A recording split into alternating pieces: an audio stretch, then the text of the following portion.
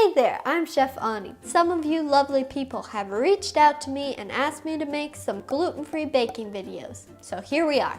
Today we're going to make gluten-free blueberry muffins. Gluten-free baking can be a little tricky if you've never done it before. I did an internship at a gluten-free wedding cake company. My eyes were open to the world of gluten-free baking. The gluten-free muffins we're making today are flavorful, and you don't even have to be gluten-free to enjoy them. So enough talking.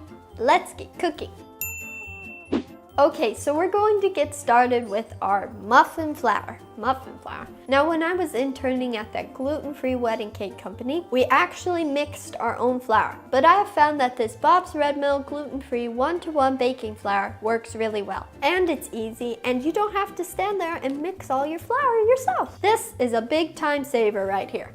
Now that we've added our flour, we're going to add our sugar, some baking powder, some salt, and some cinnamon and cardamom. But you can use whatever you want to. Stir this up. How did I manage to spill on myself? It's a good thing I'm wearing an apron. Now that our dry mixture is all mixed up, we're going to move on to our wet mixture. Starting with some almond milk. We're also going to make a flax egg with warm water and ground flax seeds. And we're going to set that aside and let it thicken up. Next, we're going to add some applesauce. The applesauce is going to add a lot of moisture to these muffins. Vanilla extract. Add our flax egg, which has thickened up quite a bit. And last but not least, I'm going to add some melted coconut oil. Now, the reason I put the coconut oil in last is because when melted coconut oil hits cold almond milk, it can solidify, and then you have a mess on your hands. So this just makes everything a little easier. Now we're going to add the wet mixture to the dry mixture. Now we want to be careful not to overwork this batter, but we do want to make sure all the dry ingredients is incorporated. That looks pretty good right there. And the last thing we have to do is to add some blueberries.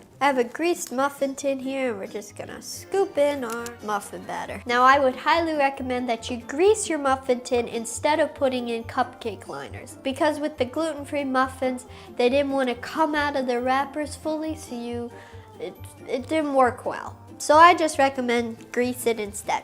It works well. And make sure that every muffin gets a blueberry, because there's nothing more disappointing than biting into a blueberry muffin and not getting a blueberry. And something I like to do just to finish off these muffins is to take a little bit of demerara sugar and just sprinkle over the top. But this is definitely optional. Now here's an important step. We're going to let these muffins sit and rest for 10 minutes. Letting them rest for a little bit will help them rise in the oven. Our blueberry muffins have come out of the oven, and I've just let them sit in the pan for a couple minutes to cool down. Now, a little trick to get these muffins out of the pan is just to twist them a little bit. Make sure they're not gonna stick. Then you can take them out. Beautiful. Well, they look so good. Let's try them. That is so good. I enjoyed every bite of that. Thank you so much for watching this video. If you liked it, please give it a thumbs up. Don't forget to subscribe to my channel to join me in this adventure to eat healthier, one recipe at a time.